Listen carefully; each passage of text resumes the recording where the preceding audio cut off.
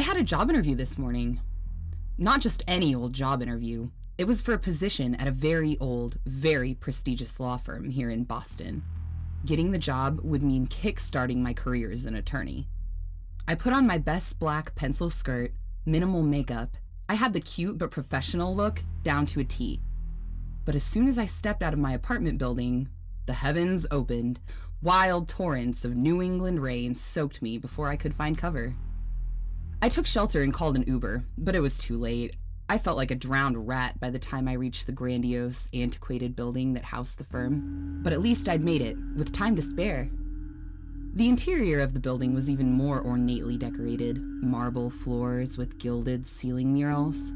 When I asked for directions, the lobby attendant directed me towards a set of 3 very vintage-looking elevators. 7th floor, he said. Good luck. I thanked him before briskly walking into one of the elevators, pressing the old, plastic 7 button, and watching as it lit up with a kind of nicotine yellow glare. As I felt the Time 1 elevator begin to slowly rise in its shaft, I began to imagine what it would be like coming here every day for work. Sure, the place was a little dusty, but it was magnificent, the very essence of prestige. Even the elevator was palatial, brass fixings and intricate artwork painted on the low ceiling. The thought had a rush of excitement quickening my pulse. But then, the elevator lurched, then came to a stop. I stood statue still for a moment, holding my breath as I prayed for the old thing to rumble back to life. But there was nothing, not so much as a stutter. God, you gotta be fucking kidding me right now. I was stuck. I hammered the old 7 button again, frantically trying to bring the old girl to life, but it was no good. I admitted defeat and hit the emergency call button on the aged intercom. Hello? The elevator's stuck. Could I get a little help here? I checked my watch. 10 minutes until the interview. There was still time. I'm awful sorry, ma'am. There appears to have been a malfunction. The intercom suddenly buzzed into life. Sounded like it'd been made in the goddamn 20s. But I called the engineer and he's on his way. We're gonna get you out of there in no time at all. Don't you worry about it. Thank you so much, but the thing is I have a job interview at 9:30 with Mr. Doherty at the law firm up on 7. Could you let him know the elevator's stuck and I might be late for the interview? Sure thing. I'll go let him know right now for you. Just sit tight in there, came the reply. I was practically euphoric with relief. They couldn't blame me for being stuck in their goddamn 100-year-old elevator, but also I had a little extra time to dry off, relax, prepare for my interview. I paced back and forth for a while, practicing prepared statements on my experience and aspirations.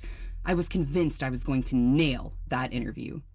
I checked my watch again, 9:01, felt myself growing impatient. I hit the emergency call button again. Hi there, has the engineer arrived yet? Not yet. Probably stuck in traffic. Mornings, huh? Mornings, I replied. Well, okay, just let me know as soon as he arrives, okay, please? Of course, ma'am. We're gonna get you out of there real soon, you'll see. I did some more pacing, trying to focus on giving a good interview instead of being stuck in that crummy old elevator. The grand brass fixings didn't seem so pretty anymore as I began to smell the musk, the damp that permeated the carpeted floor. Before I knew it, it was coming up on 9:19 and I was beginning to panic. I rushed over and hit the emergency call button again. Hello? Is anyone there? Yeah, I'm here, ma'am. Everything okay in there? Yeah, I'm fine, but was Mr. Doherty okay with me being late? Did he mention rescheduling or anything? I spoke to the guys on the 6th floor, but they said they weren't expecting anyone. The 6th? I asked in horror. I said the 7th. The law firm on the 7th floor. Oh, you said the 7th floor. I kind of sworn you said the... What the hell? They don't even know I'm here. I could have screwed this up because of this stupid fucking elevator. I cut myself on the intercom before I said anything I'd really regret. I was tired and anxious, and being stuck in that elevator just wasn't helping my mood any. Look, just, is the engineer here or what? And when am I getting out of this thing?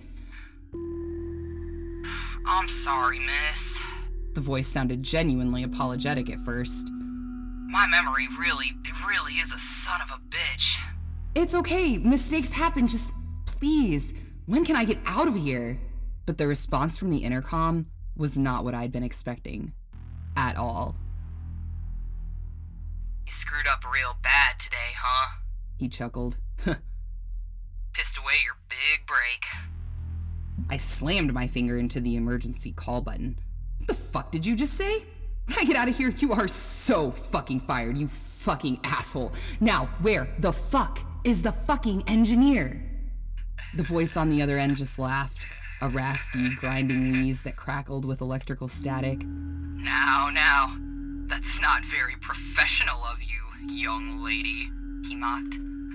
I'd be awful polite to the only guy capable of getting you out of there, don't you think? Where is the engineer? I asked, feeling the ornate old elevator begin to feel that little bit smaller. He's not coming. I couldn't believe what I just heard. What? Nobody's coming for you, Laura. Nobody even knows you're here. The sound of my name made me sick with fear. How do you know my name? That's not an elevator anymore. It's a coffin. In a few hours, you're gonna run out of breathable air. Then you'll pass out. Let me the fuck out of here! I kicked at the walls with tears of frustration in my eyes. And slip away into nothingness. The rats will eat your eyes first, then your lips. Please, let me out of here. I'll do anything. I swear to God. Anything? Anything, I replied. It made me feel dirty.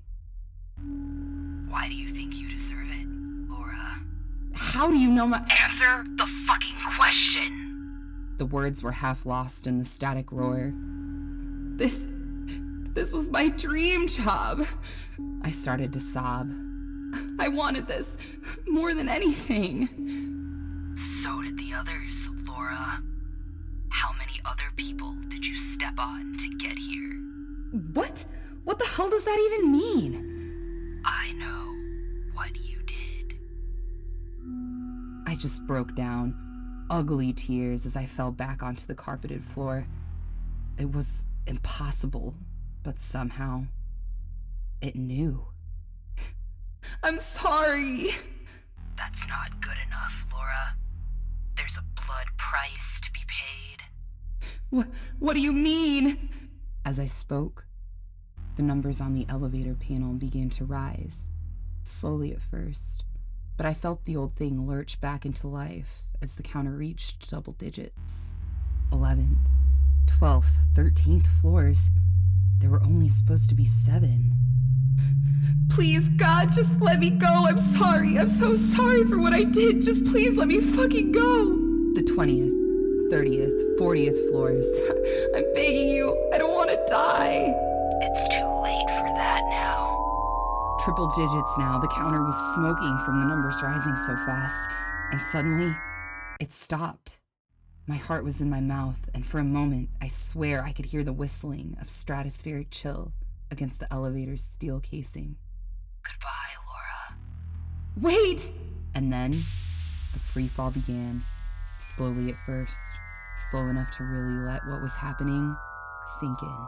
I screamed myself hoarse as the elevator plummeted back to earth, feeling the thing rattle uncontrollably as I clung onto a brass support bar for dear life. I squeezed my eyes shut, gritted my teeth, and waited for the inevitable. But then, it slowed. The elevator seemed to gain a little traction, gradually slowing its nauseating speed until it eventually arrived at the first floor, as calmly as it had been when I stepped inside, with a charming little— The doors opened. The last thing I remember before passing out was the sight of a firefighter, a medical team waiting in the lobby for me. When I woke up in the hospital, they told me that I'd been stuck in that elevator for 13 hours. They told me that it hadn't moved an inch from where it was stuck between the 4th and 5th floors, not for the entire time I was stuck inside it. But that wasn't the worst part. When I asked them who I'd been talking to the whole time, the superintendent of the building, had a confused look on his face. I described the guy's voice, his thick accent. The super replied that he didn't know of anyone who worked there like that, not in the lobby anyway. And besides, the intercom hasn't been working in that elevator for nearly 50 years, not since they rewired the building in the 70s. It's gonna take me a while to recover from what happened, or what I think happened in that elevator. I haven't tried to rearrange the job interview yet. I don't even know if I want to stay in Boston anymore. I have no idea what the future holds for me right now, but one thing is certain. I'm taking the fucking stairs from now on.